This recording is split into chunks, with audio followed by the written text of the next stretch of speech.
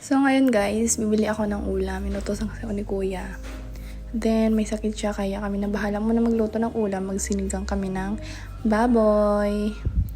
And yun nga, umuulan pa. Kahit umuulan is bumili na lang din kami talaga ng ulam. Kaysa naman, magutom si kuya. May sakit kasi siya din. Ako na yung mag-aalaga muna kay kuya. Kahit umuulan, okay lang. Importante is nakabili ako ng ulam. Kasi wala kami ngayon. Wala rin naman kami gagawin.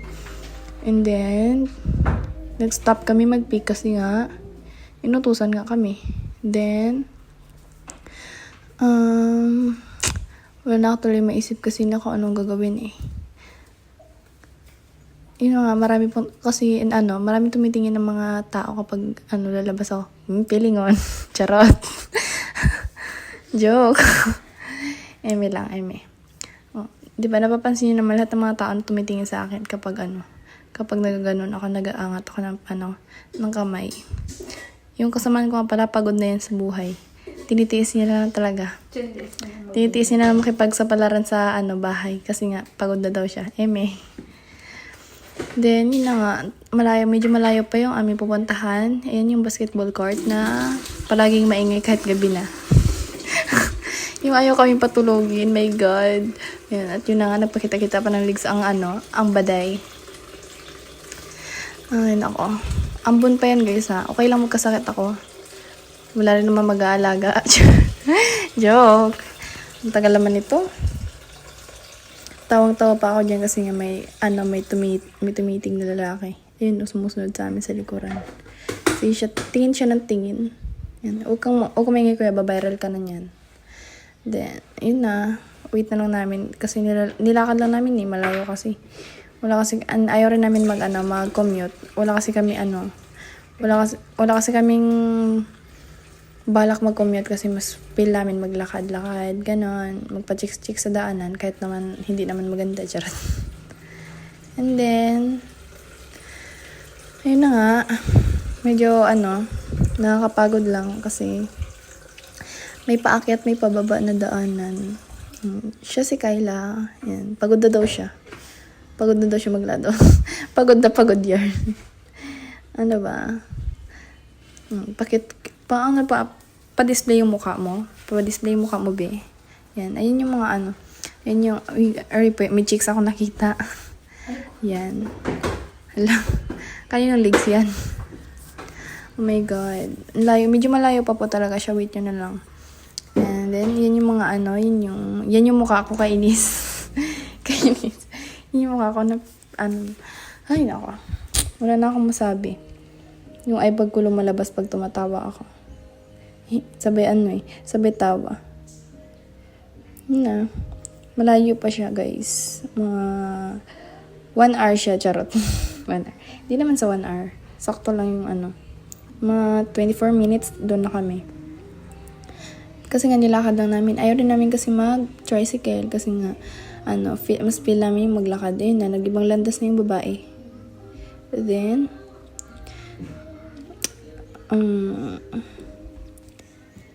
nakakapagod kasi kapagod na siya mag-angat ng sepi. Kaya yun, binaba ko na lang siya. Dinisplay ko na lang muna yung mukha ko hanggat wala pang tindahan. Or hindi pa kami nakakarating sa aming kinaroroonan. Or what. Yan.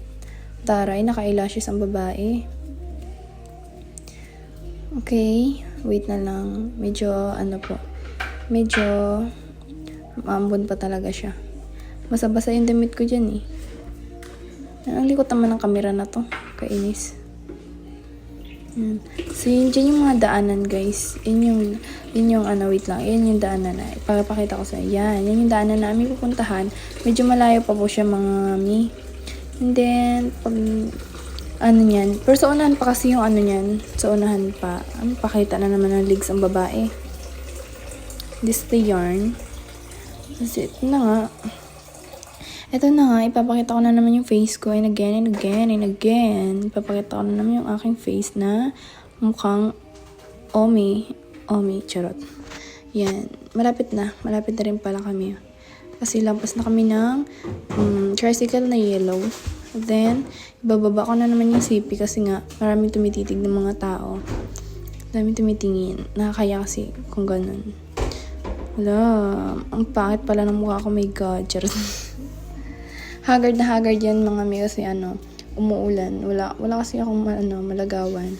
Later pa kami lalagaw, Yan na yung daanan. Like, ayan na po, ayan na, nandito na kami nga. At yun na nga, malapit na kami. Then, ayan na. Aroy, may chicks.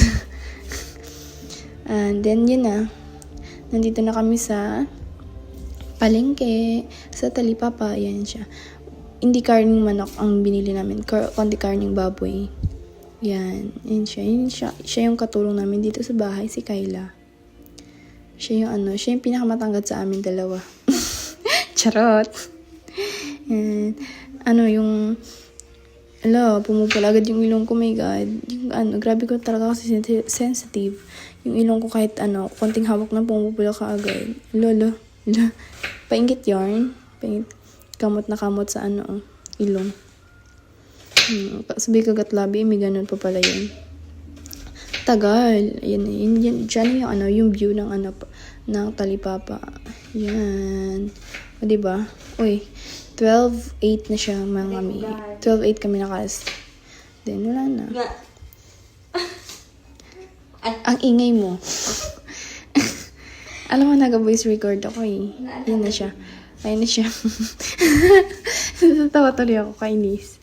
Yun na nga. And then, ayun na naman, may kupala naman. Tabi. Tabi dyan. Kawawa yun Naglalakad na si Jesus. Charot.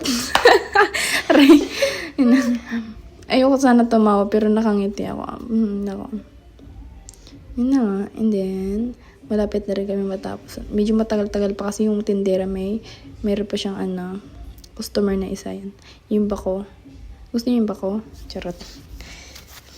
And then, yun ang ganda ng babae, diba? Ang ganda niya. Nahiya pa si ate. So, yeah. Then, yun nga, ang bobo lang namin dito banda kasi dito kami nagbili ng gamot, tapos sa kabila rin kami nagbili ng sabon. Diba? Nice one. Tapos, yun na nga. Oh. Thank you, kuya, sa pagsabing maganda. Charot. So, ulitin po. Yun yung babae. Masigla na siya ulit kasi nakahawak siya ng carne. And then, pauwi na po kami. Yan na. Malapit na rin kami. Medyo may paliko pa. Pakanan yan kami. Pakanan. Yan na, malapit na po kami. Thank you, makakauwi na rin ng mga aga kasi magaluto pa kami. Then, magalaba pa pala ako ng damit ni kuya. Yun na. Malapit na po. Nakakahiya lang dyan. Marami kasing tao nagatingin sa akin Kaya, putol-putol yung video ko kasi nakakahiya. Charis. Ayun na po yan. Yung apartment. Dito yung apartment namin, banda. Sa Waling-Waling. Kung gusto niyo ako makita, i-PM niyo lang po ako sa account ko na, Cathy Mendoza. Charot! Amy. Okay. Magpapasok na nga po kami dito ngayon sa bahay. Sa apartment. Yan yung kotse ni Kuya. Charot. Yan na. Buti na hindi talaga umulan ng malakas. Kala ko kasi umulan ng malakas. Mababasa talaga kami. Okay. Ay, thank you. Pagod na ako. Nakarating na rin sa wakas. At yun na nga. Magaluto na kami. Hindi magpapahinga na rin ako kasi pagod, super pagod. Ay, pasayaw-sayaw pa ang babae. Outfit check. Hello. Kupal yarn. Hindi halata.